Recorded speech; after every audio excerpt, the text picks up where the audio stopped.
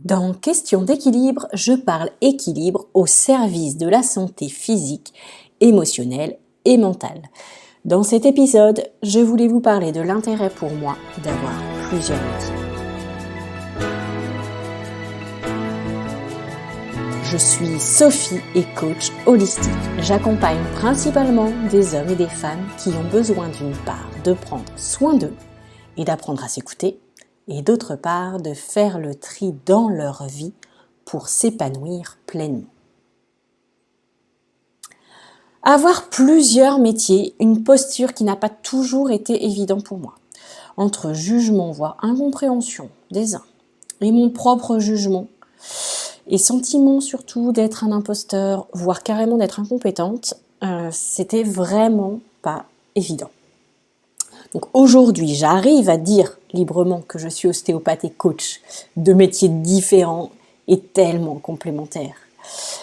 Donc ce qui m'a permis d'accepter, d'affirmer ces casquettes, c'est d'abord pour moi le regard que je portais sur ces activités, mon désir profond d'accompagner les personnes vers une légèreté de vie. Et en fait, après j'ai pu, ou en même temps en tout cas, j'ai pu travailler sur ma confiance en moi, sur mes valeurs, sur mes ressources. Et aujourd'hui, je peux vraiment affirmer que d'avoir plusieurs métiers, c'est juste fantastique.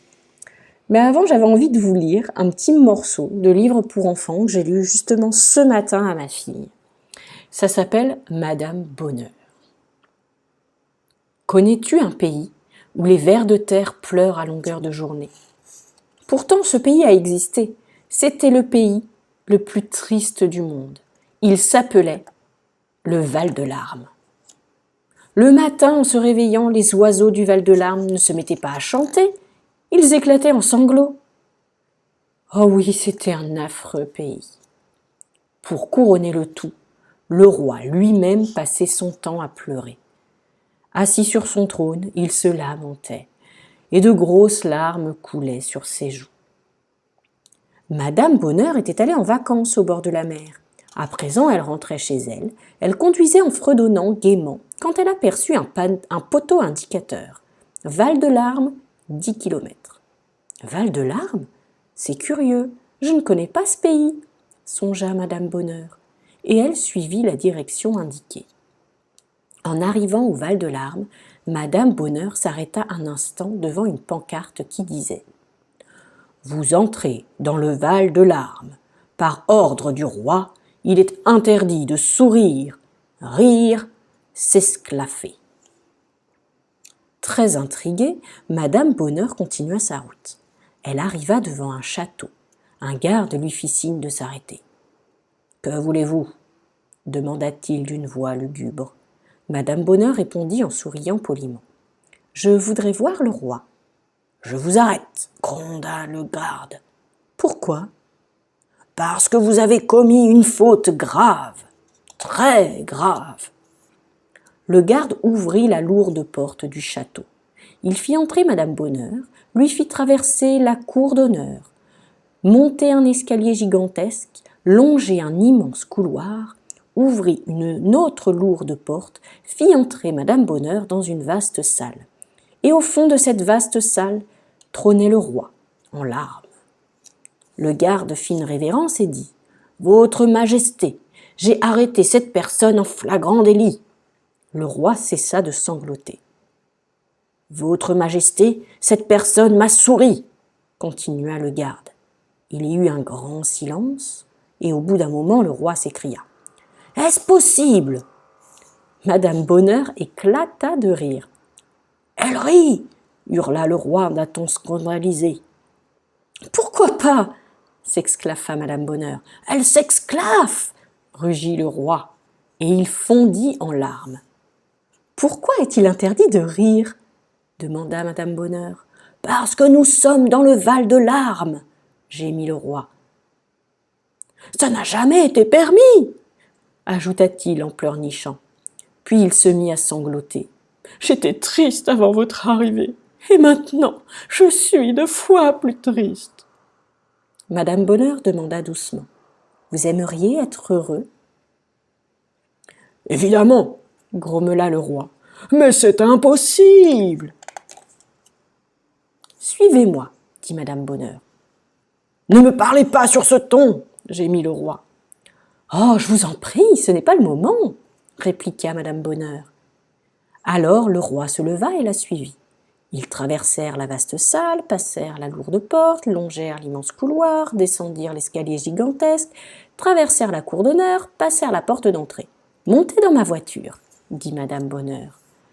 Madame Bonheur se mit au volant et conduisit le roi jusqu'à la pancarte placée à l'entrée du Val de Larmes. « Séchez vos larmes, » dit-elle en donnant un grand mouchoir au roi. Puis elle prit un stylo feutre dans son sac. 5 minutes après, elle avait terminé. Et elle fit lire la pancarte au roi. « Vous entrez dans le Val de Rire. Par ordre du roi, il est permis de sourire, rire, s'esclaffer. »« Voilà, » déclara Madame Bonheur. « Maintenant vous pouvez être heureux. »« Mais je ne sais pas comment on fait, » répondit le roi en reniflant. Madame Bonheur dit en souriant. « Il suffit d'essayer, c'est très facile. » Le roi essaya de sourire. « Ce n'est pas trop mal, » remarqua Madame Bonheur en pouffant de rire. Le roi s'exclaffa.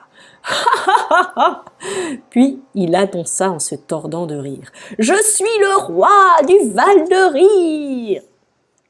Donc, je disais, j'ose beaucoup plus facilement maintenant. Et pour autant, j'ai toujours su que j'allais faire plusieurs métiers. D'ailleurs, quand j'étais étudiante, j'avais un boulot étudiant, enfin j'en ai même eu plusieurs. Pour moi, ça me paraissait essentiel pour mes économies. Et en même temps, j'avais envie de respecter mes valeurs. J'avais pas envie d'aller chercher dans la grande distribution, en junk food, etc. Donc j'ai été agent de saisie dans une société d'assurance mutualiste. J'ai fait de l'aide à domicile, j'ai été serveuse, j'ai distribué des journaux, j'ai été hôtesse sur des salons d'événementiel. Bref, j'ai pris goût finalement au plaisir de varier les plaisirs. Et donc naturellement, à la sortie de mes études, je me suis formée en massage. Donc c'est vrai que c'est assez proche de l'ostéopathie, hein. C'est des outils manuels, etc. Mais je savais qu'il y avait quand même pas mal de mes collègues pour qui c'était vraiment pas bien en fait de faire des massages. C'était un peu relayé au sous-métier, quoi. Mais bon, voilà, j'ai eu plusieurs casquettes comme ça, donc ostéo, massage, masseuse. J'ai fait du shiatsu, enfin je fais du shiatsu. Pendant longtemps, donc j'étais accompagnatrice en bien-être avec une marque de vente directe. J'ai même été pompier volontaire, formatrice au premier secours. Donc tout ça, il y avait quand même un lien avec toutes ces activités. Et en fait, toutes, elles m'épanouissaient en fait. Elles nourrissaient mon désir d'apprendre. J'avais en tout cas une vision qui s'était quand même beaucoup élargie. Mais en même temps, j'avais une part de moi qui n'arrivait pas à assumer. J'entendais une petite voix qui me disait « Si tu fais plusieurs trucs, tu vis pas de ton vrai métier, tu ne peux pas être bonne partout. » Bref, c'était des voix de saboteurs qui m'ont longtemps pourri la vie.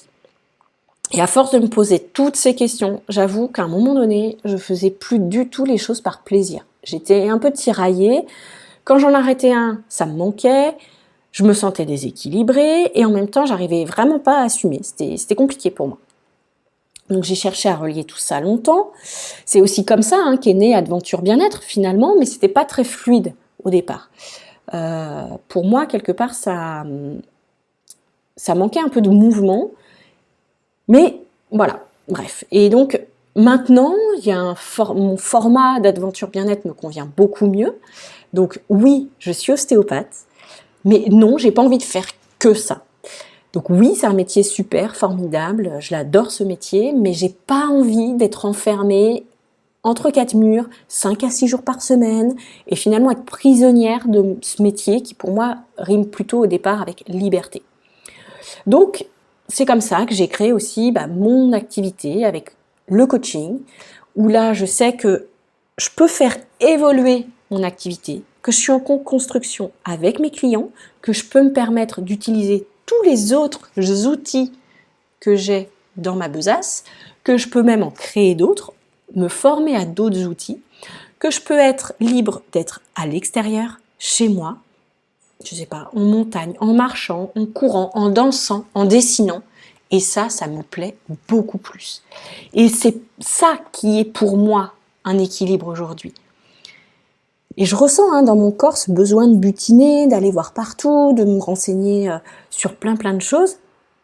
Et c'est vrai que ça, je l'ai longtemps mal vécu moi-même en me disant « Oh là là, mais tu sais pas te fixer, tu sais pas faire des choix, etc. » Mais en fait, j'ai compris, vraiment j'ai changé mon regard, j'ai compris que c'était pour moi vital, que pour moi avoir plusieurs métiers, c'est non seulement possible, mais c'est vrai que c'est vital.